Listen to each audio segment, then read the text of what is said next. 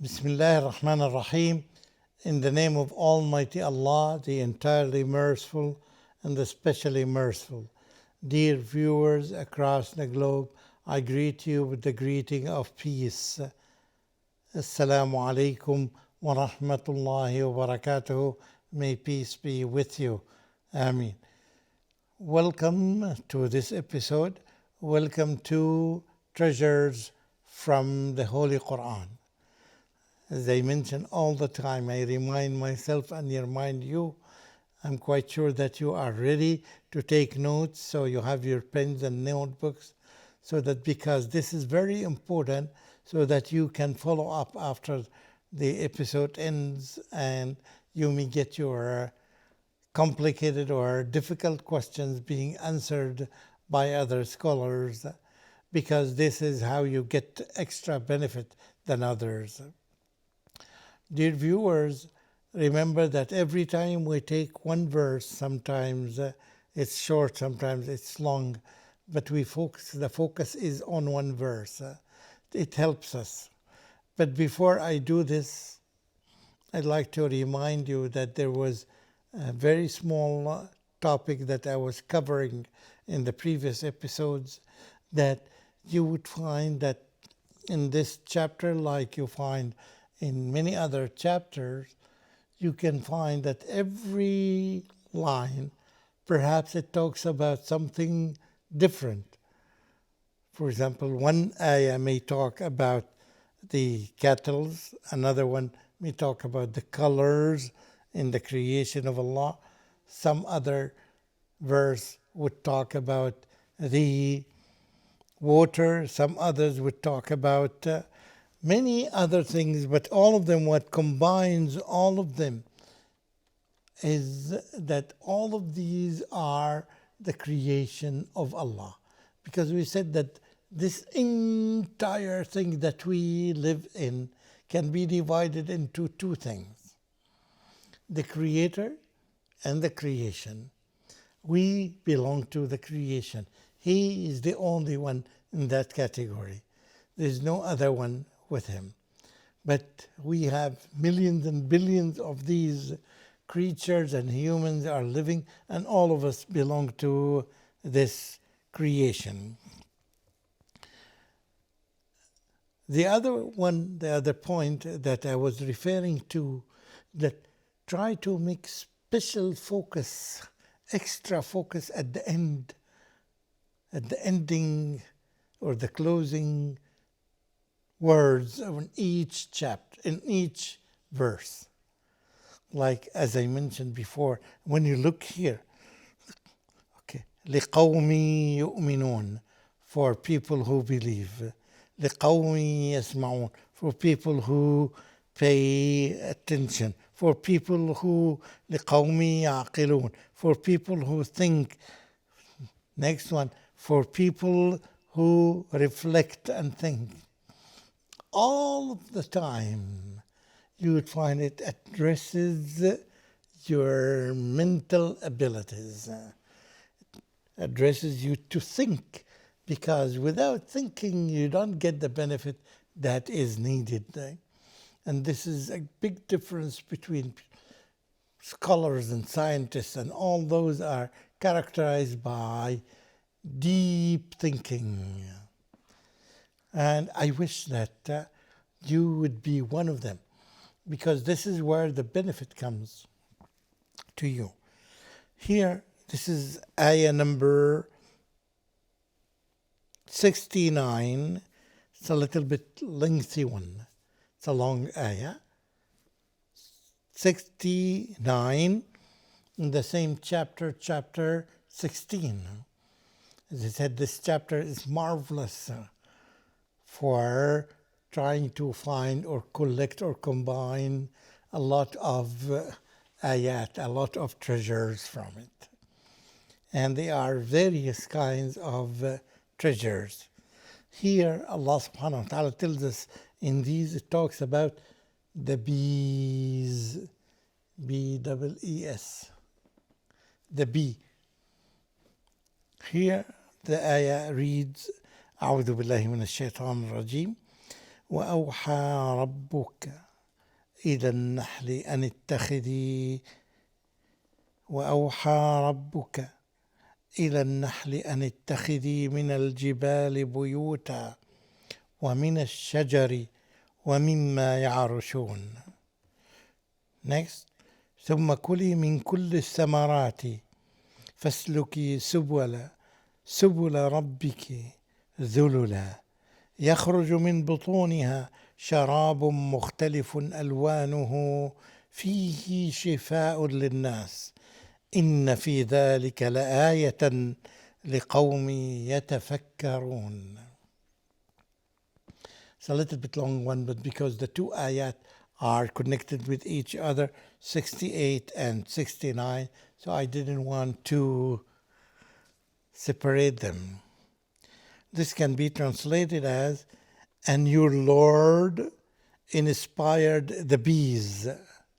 Your Lord inspired the bees, saying, take your habitations in the mountains and in the trees and in what they erect. Then eat of all fruits and follow the ways of your Lord made easy for you. There comes forth from their bellies a drink of varying colors, wherein is healing for men. Verily, and this is indeed a sign for people who think. Again, here is a transition from previous verses, and the focus here is no longer on, for example, on the colors or on the cattle or on anything, but rather it is on the bees. The bees. When you try to think of the nature of this book, is it you may ask yourselves, is it a book of biology? Is it a book of science? Is it a book of botany? What type of book is this? You may raise many questions. It's all of that, but above all, it's a book of guidance. Allah subhanahu wa ta'ala made this book to guide people. So the main focus is guidance. There are many small focuses here and there, but all of them are connected together to be under one focus, which is guidance. Allah subhanahu wa ta'ala wanted to guide people through this book. Yes. So here, it tells us that Allah inspired the bees to take their homes in the mountains and in the trees and in whatever they erect. So Allah subhanahu wa ta'ala selected special habitations for the bees that may be different from the habitations of the fish or animals or flies or any other thing. The habitation here is different. And who inspired them? Allah. Allah made them select this habitation and not the others. This is in itself is a miracle. But look at what comes next. Then Allah subhanahu wa ta'ala asked them to eat the fruit, not others, not other things. Subhanallah al-Azim. So even that, Allah subhanahu wa ta'ala directs and guides and inspires this kind of creation to do these things. They are created to do some tasks that may be totally different from the tasks of animals, from the tasks of fish, from the tasks of humans, from the tasks.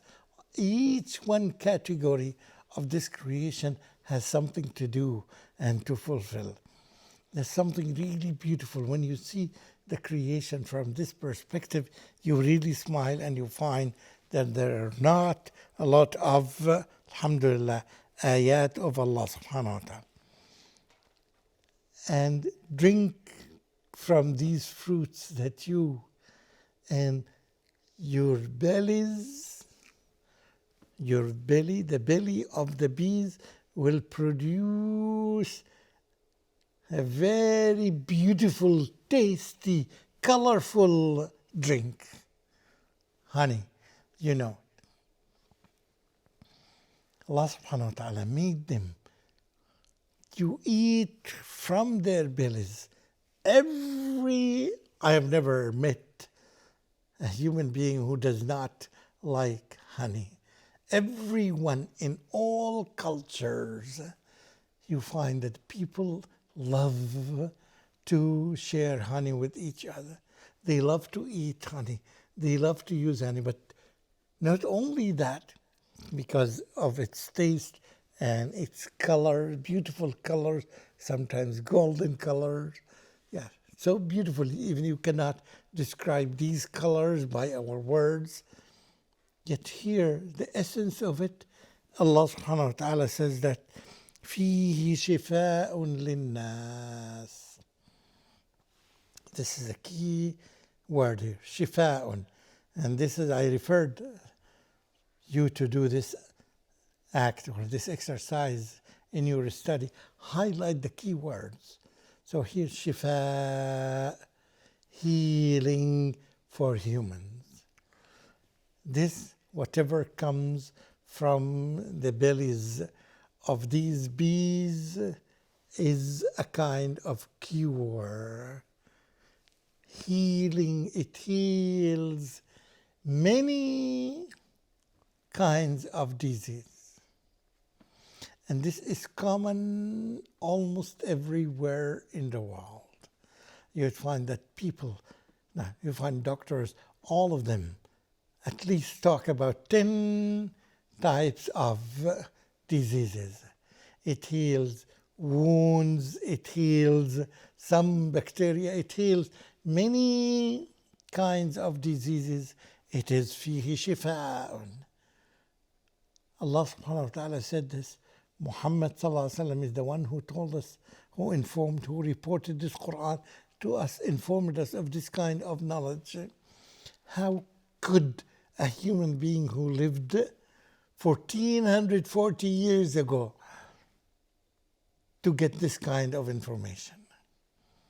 To know that this kind of drink that comes from the bellies of the bees is healing and cure for many diseases. فيه شفاء للناس, humans. This would be, I would classify it as number one medicine in the world. Guaranteed by the Creator. Not guaranteed and get your money back. Guaranteed by your Creator. Your Creator. Yeah. So this is very amazing. And again, the verse ends with إِنَّ فِي ذَلِكَ. Indeed, in this, there is a great sign, a great miracle for those who think. How did it happen that those kind of tiny creatures or tiny insects, the bees, to produce a medicine, wonderful, beautiful medicine for humans? You can see, you can try to connect and relate to this. Allah created these creatures to produce this for humans. And He created other creatures to do other things and to do other tasks. If you can see this coordination of this thing, all of them would try to help you to find guidances there. You can see that there is only one who created this entire universe with all His beautiful wisdom and knowledge and all the beautiful names of Allah subhanahu wa ta'ala, including the mercy of Allah subhanahu wa ta'ala to produce this. Even if you live in a forest, you will find even the medicine close to you, medicine may be produced by these bees. With this kind of deep reflection that we are asked by Allah subhanahu wa ta'ala to do, we find a lot of things, amazing things are around us. And an average person may not see this, may not feel this, because it requires thinking. It requires us to use another skill of thinking in our minds. If we don't use it, we would not get the benefit. People at certain times, they may not find a benefit, but the mercy of Allah may guide them. Even they may discover it by accident. Allah inspires them to use them, or to Allah subhanahu wa ta'ala asks them to experiment on this and to find the remedy or the cure for that disease that they are suffering from. You see, this is one of the trillion and billion kinds of mercy that Allah subhanahu wa ta'ala has for His creatures, for the humans, for the sick, for the men, for the women, for the children, for the leaders, for the non-leaders, for everyone.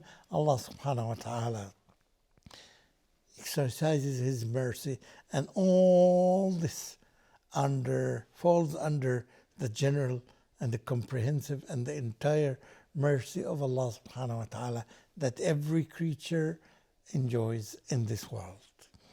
This kind of reading the verses is very helpful because it tells us there are other creatures that are living beside you, and they do wonderful jobs. But when you live away from that, when you deprive yourself intentionally or non-intentionally, you are totally deprived of getting these benefits and getting these tastes that you can learn when you are exposed to the Quran. When you are, for example, fully involved in the use of technology all your lifetime, you are kept away from the billions of secrets that around you when you reflect in the creation around you. And this is one sign, one step that may guide you to be on the right direction when you reflect on the creation around you, when you reflect on the bees, when you reflect on the water and its usage, when you reflect upon this and that and this, and all these elements are created by Allah subhanahu wa ta'ala to guide you to know that there is a creator who is worthy of being worshipped. We do thank Allah subhanahu wa ta'ala for giving us this guidance, and we do insist on you. We do our best to persist, to continue seeking guidance from you so that we would be able to share what we learned with other humans as much as we can. وآخر دعوانا أن الحمد لله رب العالمين والسلام عليكم ورحمة الله وبركاته.